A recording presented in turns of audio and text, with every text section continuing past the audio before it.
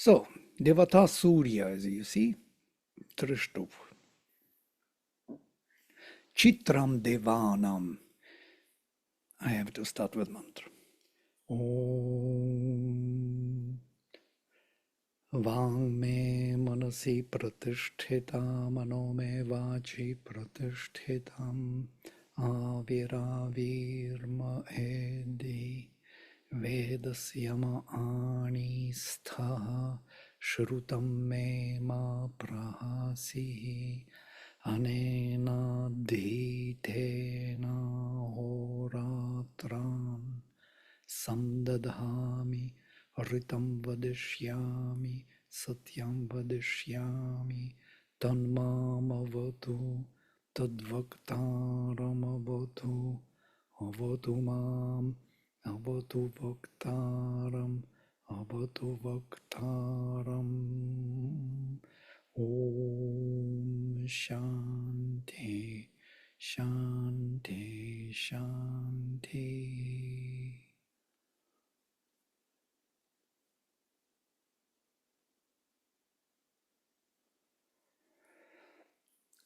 Chitram Devanam Udagat Anikam Chakshuhmitrasya Varunasya Agneh Apradyava Prithivi Antariksham Surya Atma Jagatastashtushasya Suryo Devim Ushasam Rochamanam Maryona Yosham Abhyeti Paschat Yatra Naro Devayanto Yogani Vitanvate Pratibhadraya Bhadram Bhadrashva Harita Suryasya Chitra Etagva Numadiyasah Namasyanto Diva Aprishthamastuh Paridyava Prithivi Yanti Sadyah Tat Suryasya Devatvam Tad Mahitvam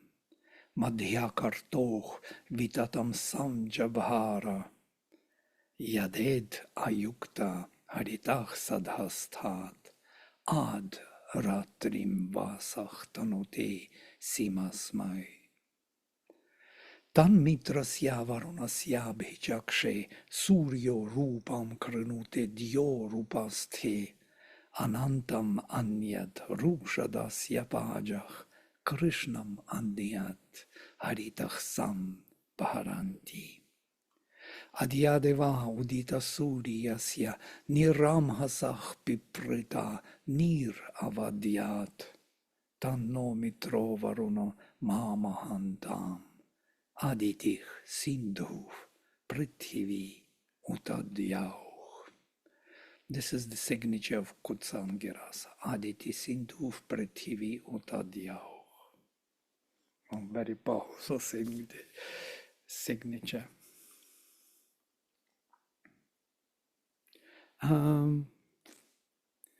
Chitram Devanam Udagata Anikam. The power, Anikam. Anikam is also a front of the army, or the face. Anikam, the power, fully conscious, Chitram, full, charged with consciousness, of all the gods has arisen, Devanam. Of the gods, the front, fully conscious, has arisen, Udagat. The eye of the consciousness supreme, Chakshuh Mitrasya, of being and will, Varunasya, Agneh. Filling the earth, Apra, Dyava Prithivi, and heaven, and the air, Antariksham, Surya, the sun, Atma, the self, Jagatah Tastushasya, of all that moves and moves not. So, it is the self of all that moves and moves not, Atman. Interesting word Atman, which is it's a direct definition of the supramental being manifestation. Atman in the Veda is not really the spirit in a way. It is the self or the body. Nowhere Savitar is called self of all. He is the Lord of all that moves and moves not, but not the self. We have this Brihatsumna prasavita niveshano jagatah sthato hubhayasya yo vashi. He is Vashi, he is the Lord, but not the self. It is only Surya, the supramental in its substance, consciousness and power, is called the self of all. The word Atman means not only the soul, but also the being, the body. Actually, all the bodies, physical, vital, mental, supramental, and transcendental, are one Atman, self. There is only one being here, and that is Atman. Interestingly, in the Veda, we have the other word Tman, not Atman. A is the prefix, which means also the body, the self. 1 second, there's something I have to unlock.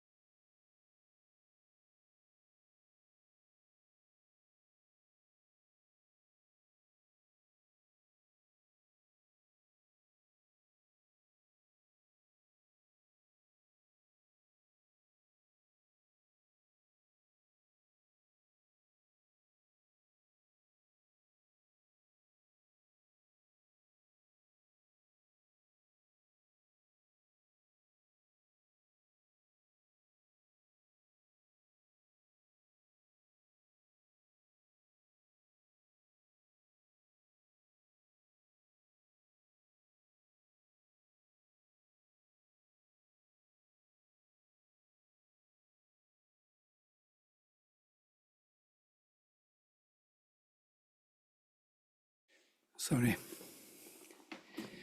So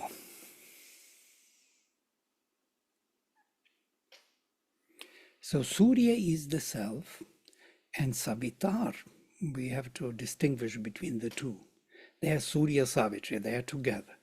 But Savitar is the Lord. Savitar is the power, conscious power, which acts in manifestation. The Savitar faces the night. Savitar moves through the night, returns to himself. It is Surya's power which is pervading the darkness and manifests all divine properties in this world. With one hand, he pulls down all the beings from the beyond, and with the other hand, Savitar moves them up in their evolutionary process upward towards the Supreme, through the night, within the night. But Surya is the self of all that moves and moves not, the very self, the very substance of all here manifested in the world.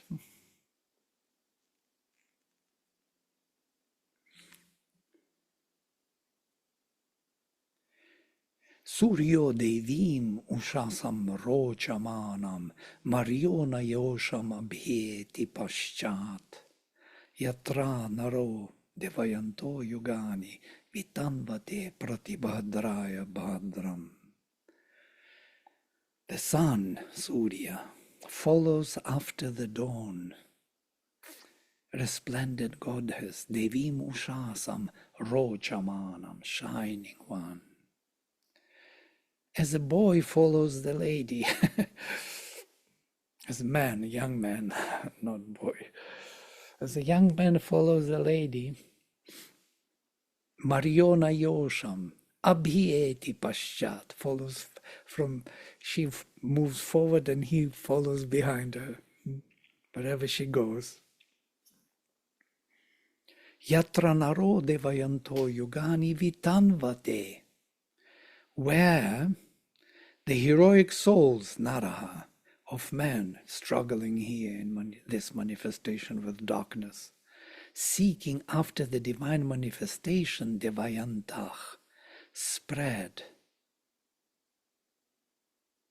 the blissful, Vitanvate, Bhadram, Pratibhadraya, for the blissful, in time. I'm adding in time here because Yugani literally is where the heroic souls of men seeking the divine manifestation spread the yugas.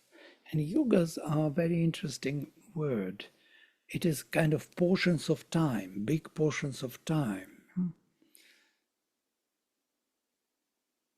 You know Yuga, Satya Yuga, and so on, all 4 yugas. But we are now in Kali Yuga. So these portions of time are spread by the souls. They are sacrificing within these portions of time, manifesting, seeking the divine manifestation. In our yesterday gathering here in Sangha, there was a very interesting insight that why our senses are turned outside into this, absence of the divine and light, into the kind of absence of consciousness, because outside we are not conscious of ourselves. Even in our body, on the surface we are less consciousness, within we are more consciousness, and in the innermost space we are most conscious of ourselves. So this consciousness is redistributed from within to without in such a way that the inner being, the light, inner light, is reaching out to the surface. We are already predestined, or we are created in such a way to bring the inner to the outer, to pervade the darkness with the light. Yes? This is our constitution is built in such a way, and we are already looking for the divine outside, though there is no consciousness there, we cannot find it, but our looking for it creates it, makes it more and more luminous. And this is Devayantach Narach, yes? The Naras, the heroic souls here in this darkness, are looking for the divine here, spreading the Yugani, the portions, big portions of time, or filling them with their sacrifice, and bringing thus, in this way, the divine into this manifestation. This is quite interesting because this idea of looking within to find oneself is so dominant in the Hinduism today, in nowadays, in the last 2000 years at least. But this looking without, with the divine look, is actually lost, this idea. And this is from the Veda. It's a Vedic idea. To look for the divine and to manifest the divine by looking for him here. Kind of transforming everything by this divine look. Things which are kind of forgotten, things which forgot that they are the divine.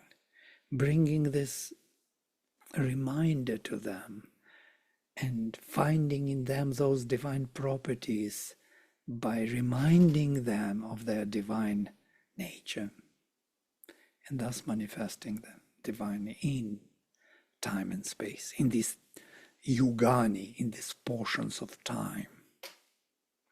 And it's interesting, this final, that spread the blissful for the blissful.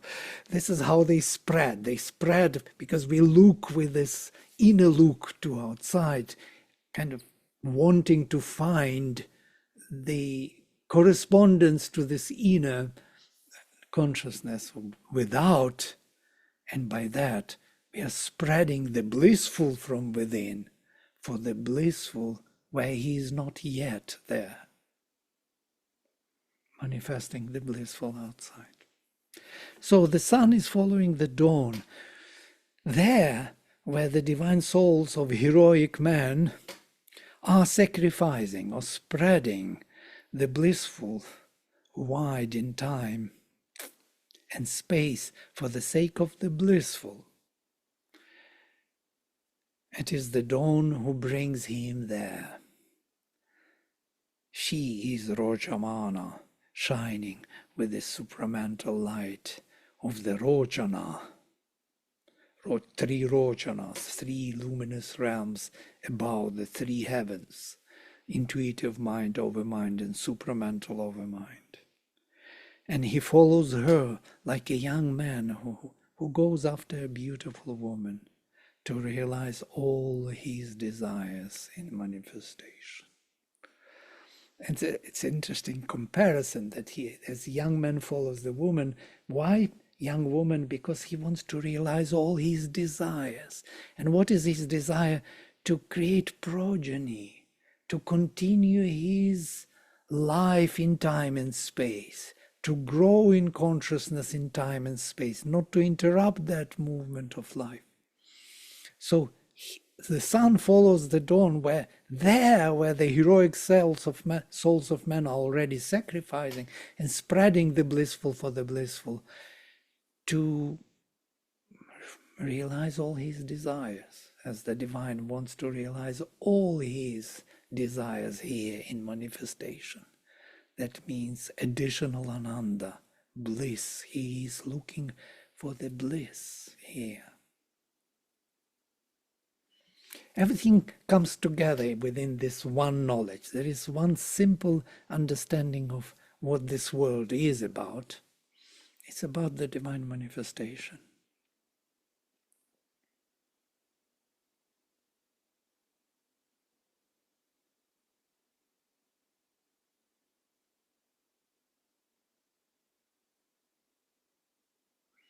Where the heroic souls seeking the divine manifestation spread the time and space for the blissful for the blissful, they spread in time and space. There Surya goes, following the dawn shining goddess, as the young man follows the woman to realize all his desires.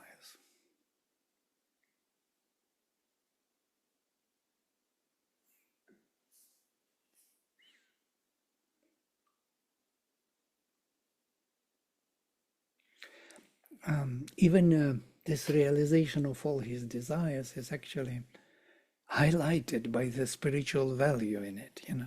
It is no more that something you have to avoid, or you have to look at something inferior, or because it has this spiritual significance of fulfillment, of bliss. And then Bhadrashva haritach suryasya chitraetagva anumadiyasach namasyanto diva aprishtam asthu paridyava prathiviyanti sadya. Blissful are the powers horses of the sun, bright in consciousness, with brilliant powers. They should be all successfully welcomed here.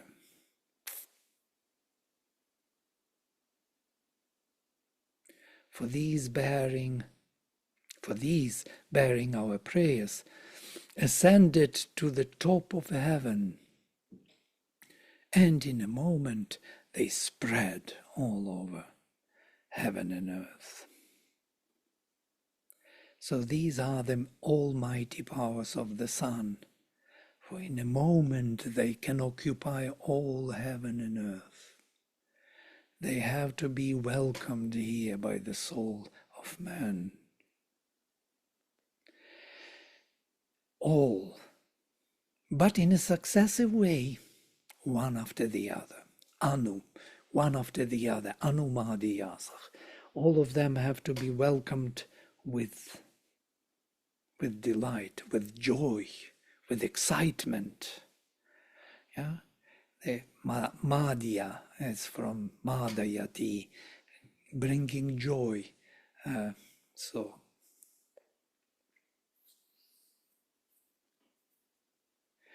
what are these powers, and why are they symbolized by horses, ashvach?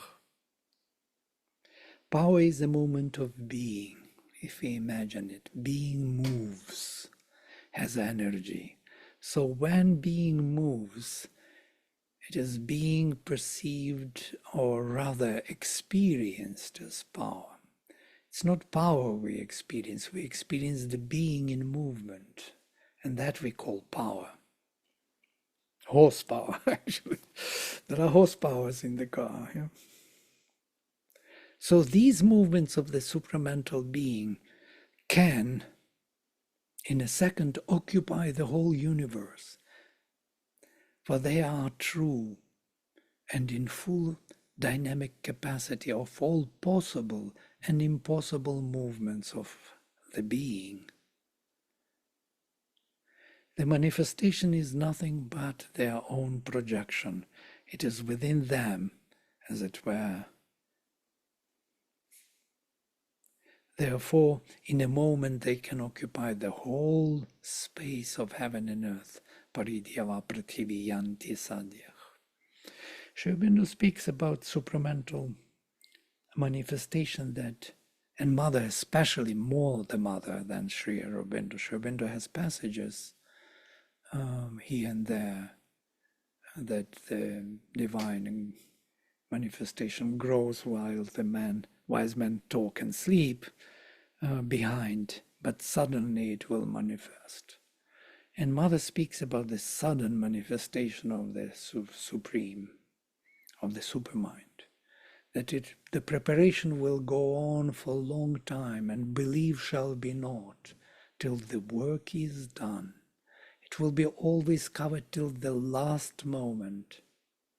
And then one moment, sadyach, paridyava prithivi yanti sadyach, they will spread all over heaven and earth, all over our mental and physical consciousness.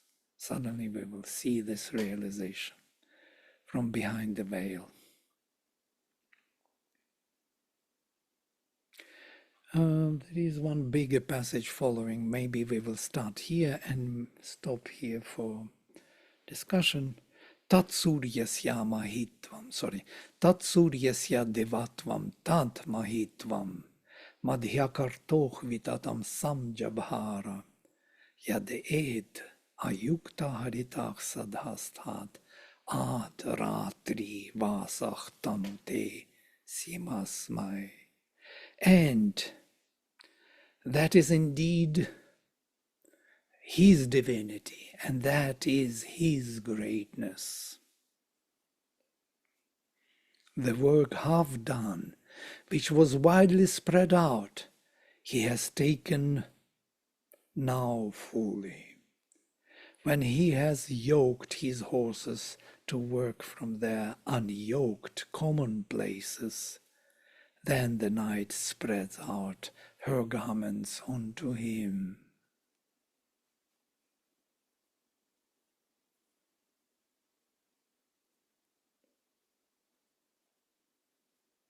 Now, unyoked, I'm adding here, unyoked, you see, it's my thought. Yoked and unyoked horses. Let us dwell a bit longer. So this is the greatness of his. This is his divinity and greatness. Why two words, divinity and greatness, are mentioned? Actually, it's not just by some metaphor or some kind of, beauty of the word and that's it. It's very functional. Devatvam is the luminosity of consciousness. Mahitvam is the strength and power of the being. Greatness and luminosity. These two are constantly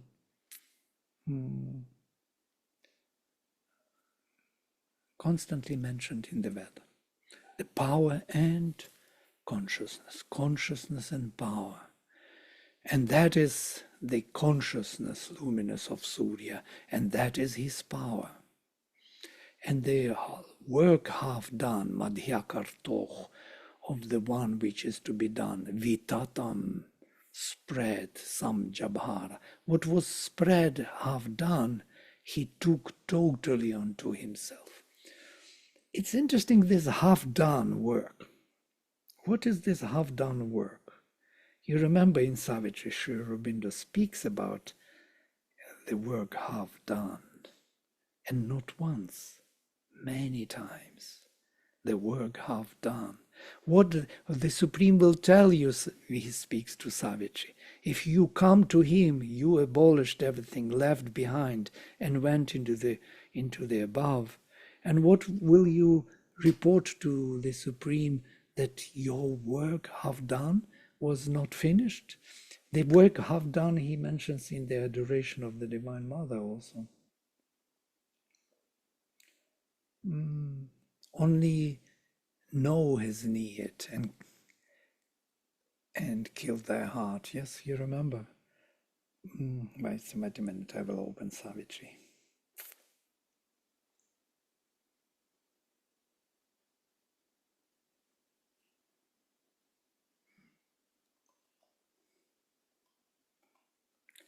This is very powerful passage, work half done.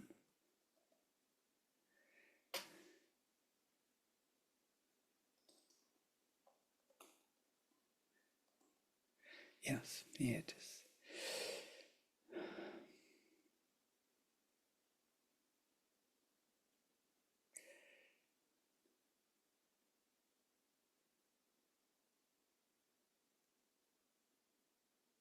Let me project. I will come back to it. Maybe it would be a good place to stop and to discuss things. Oops.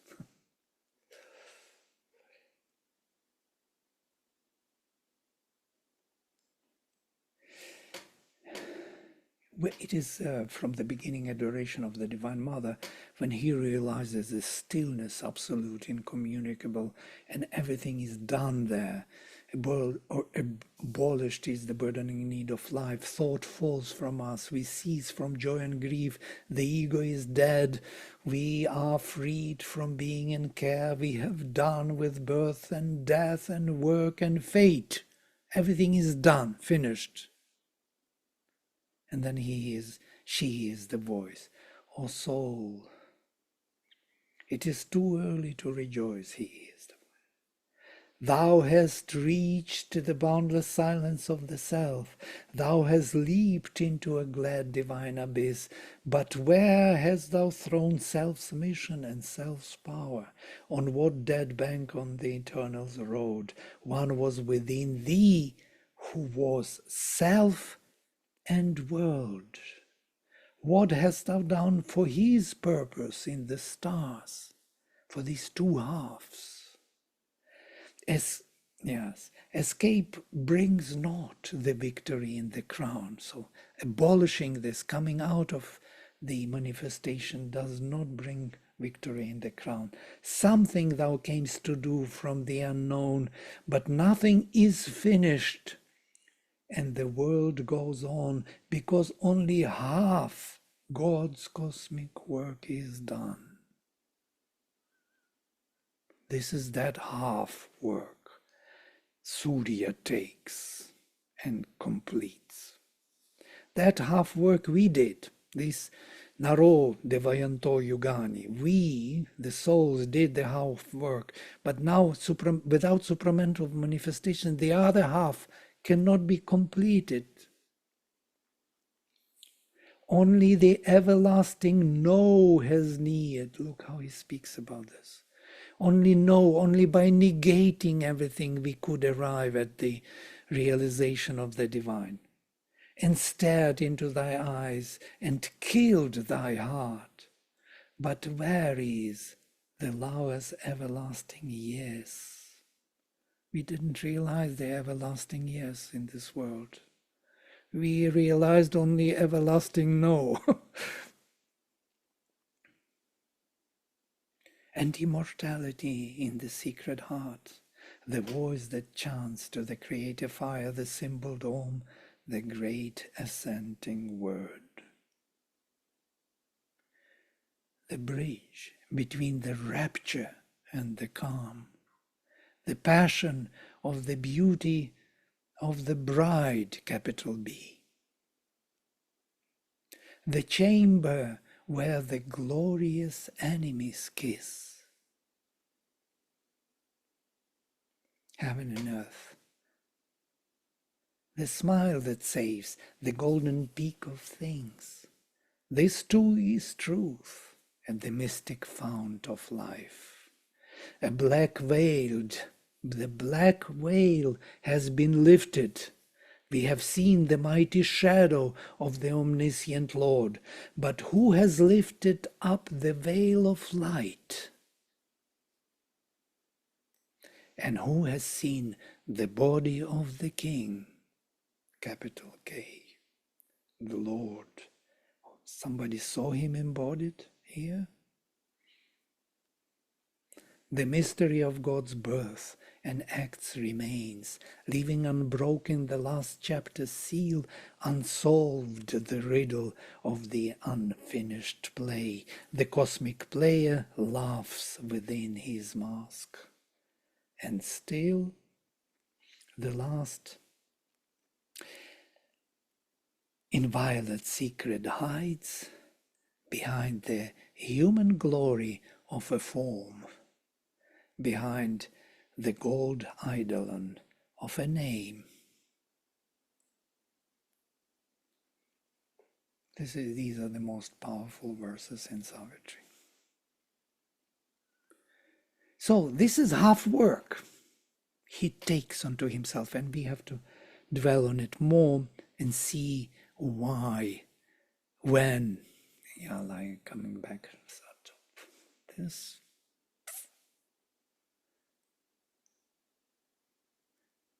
Oops, doing double.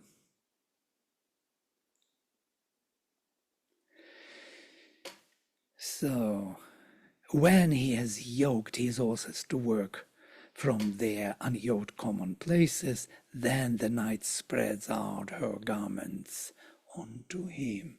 This half work by the night has to be completed. She did only half work.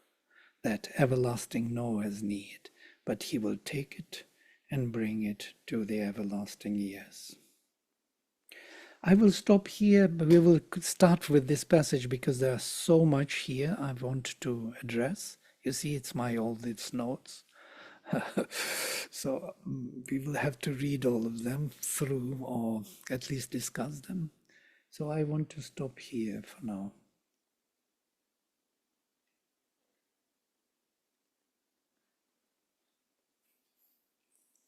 If you have anything to share, some thoughts, ideas, please. I wanted to share that this particular verse seems like the absolute connection between the Veda and integral yoga as being distinct from all other yogas. Agree. Yeah, we will find it everywhere afterwards. Once we have sharpened their kind of attention, we will see that it is hidden behind all these verses. All is implied or presupposed always. That idea is presupposed, in everything what they say. Vladimir, I had one question. So at one point you said looking out is what spreads the bliss for the blissful. And where does looking within go then? Right. I didn't continue this idea. It came to in our discussion yesterday. Suddenly, everything made sense. Why we are designed in this way? You remember, yes, Robin was there, Jaya Shri, Gita Shri. Why we are designed to look outside? Yeah? We are designed because this is the sacrifice. Actually, we have to bring the inner light to the surface and find the divine on the surface. And with this looking, with this attending to the Prakriti, when Purusha attends, he gives her all the charge. He is lost in her and found in her and you. Yeah? He is lost in her because he gives her full charge of his consciousness. And he finds himself in you by looking at her all the time. Slowly, she offers to him all the solutions, one by one, coming closer and closer to being him. This is how the design took place. So when this idea of looking within, leaving nature unattended, becomes prominent, then it leads to Mayavada, to the idea of that the illusion is there, that it is not real. The real is within only. And it is true, real is within. But real within was meant to look without, to manifest in nature, and not to go within and disappear and leave nature unattended. Because the We had nature this is word his work. apparent. We had this word apparent, remember? The apparent. Can I read the paragraph which we read yesterday? Sure, please do. Yeah. It's from Essays on the Gita, the second chapter, The Divine Teacher. And this begins at the end of page 13. Therefore, every conscious being is in part or in some way a descent of the infinite into the apparent finiteness of name and form.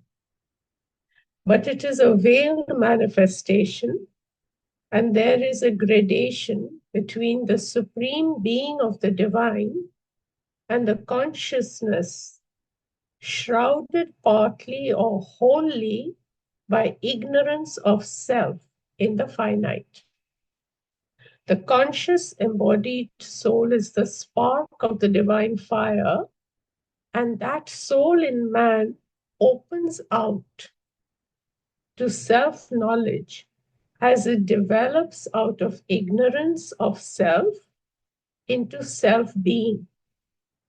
The divine also pouring itself into the forms of cosmic existence is revealed ordinarily in an efflorescence of its powers, in energies and magnitudes of its knowledge, love, joy, developed force of being, in degrees and phases of its divinity. Beautiful. But when the divine consciousness and power,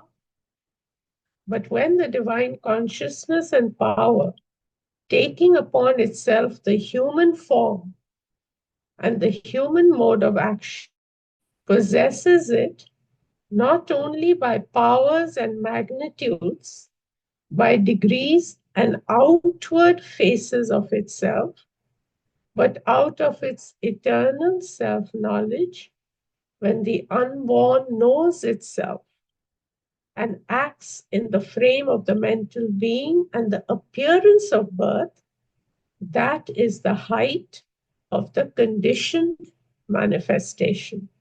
It is the full and conscious descent of the Godhead. It is the avatar. This is what we read yesterday.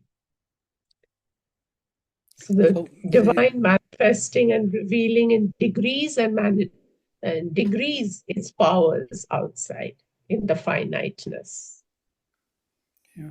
The infinite reveals itself in finiteness, in little degrees and gradations. Yeah. And the word apparent was very significant. That's what we discussed yesterday. Yeah, that everlasting no, yes, has need. And that creates appearance, because time and space, in time it is spread. And so this vitanvate yugani, that's what we do here. We want to manifest the fullness of the divine in time and space. That means in each moment of time, we want to manifest the fullness of the divine, the infinity of his consciousness. But I think Kinshuk was asking another question. He says, if you're looking without, meaning outside, to the divine, then what about the looking within? Yes, looking within creates this idea. I think I tried to speak on this. It creates the idea that the without is not needed, yeah, because to realize the divine, you go within and you disappear and you're happy forever and ever. You find your unborn self and you're free to be, as it were. But that was also a very interesting thing, because Ramakrishna changed that idea, with Ishvara Koti. Yeah? There is Jivan Koti. There are souls who are seeking the mukti, kind of to disengage from nature and go into the divine and dissolve there. And there are souls which seek this mukti for the sake of becoming more efficient in looking without. So to say, to manifest the divine, and these are Ishvara Kotis. There are souls which, by reaching the top, come back with this consciousness to make it more efficient here, to bring the light of that consciousness into manifestation. Yeah. And when he spoke this story to his sadhaks, to his followers, they all shouted, "We are all Ishvarakotis. We don't want to have mukti and disappear. We want to bring the divine here and to work for the divine here." And this is the Vedic idea. But until he spoke about this, they had no idea that they were Ishvarakotis. They wanted only mukti. And mukti is the first step, without which not much can be done. Yeah? The work will be very slow, as it is in our case. We are not muktas, yeah? We are not liberated. But there is something happened in Sri Aurobindo's yoga. He opened up the upper level. He removed the lid. He opened in himself, yes, to this infinity above. And that infinity above, with the mother especially asserted, yeah, she brought it down with such power that we all can feel, even without mukti. And we can really feel and subscribe to it, follow it, open to that grace, give it space in our lives. This is something new, really new, something Vedic. And what this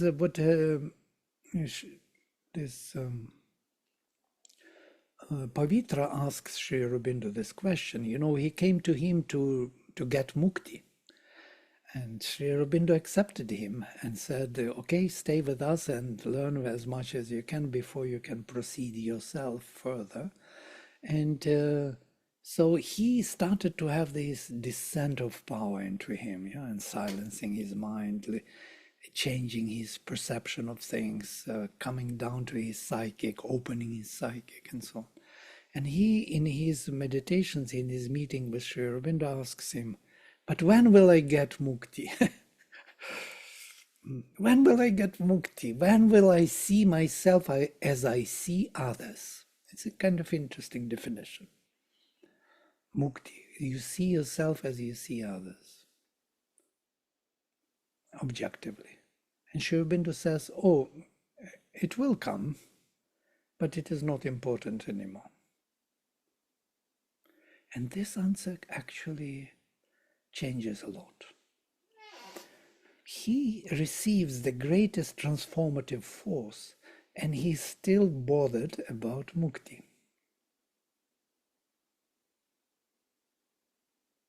Because mukti actually removes all those nitty-gritties, difficulties with nature.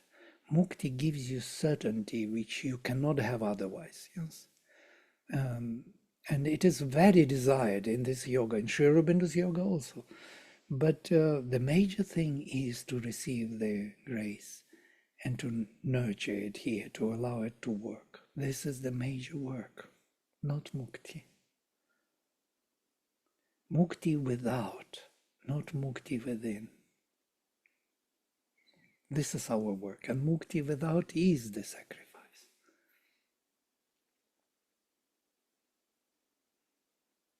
To take that half done work and totally complete it. Great. We can stop here for today, and we'll continue next time. Okay, we'll close with the mantra. Om Sarve Bhavantu Sukhinaha Sarve Santu Niramaya Sarve Bhadrani Pashyantu Ma Kaschit Dukha Bhag Bhavet. Om Shanti Shanti Shanti.